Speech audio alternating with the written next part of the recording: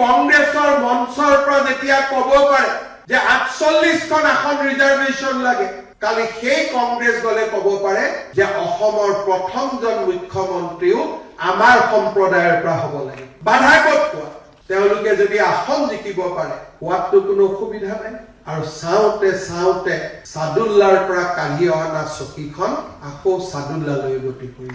বৰদলৈয়ে সাদুল্লাৰ পৰা চকীখন কাঢ়ি আনিছিল আৰু আজিৰ অসমীয়াই আমি সাদুল্লাক চকীখন আকৌ এবাৰ পাৰি দিম।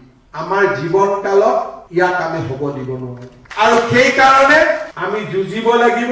দৰিদ্ৰ জনগণৰ বাবে আমি কাম কৰিম, মধ্যবিত্ত সমাজৰ বাবে কাম কৰিম, বিকাশৰ গংগাৰে অসম মাতৃৰ চৰণ ধোৱাম। কিন্তু তাৰ পিছত মোৰ স্বদেশ আৰু মোৰ স্বজাতিক জীয়াই ৰখাৰ বাবে মই যুঁজিব লাগিব। কোনোবাই যুঁজিব লাগিব আৰু আমাৰ দেশখন আৰু জাতিটোক আমি বচাব লাগিব।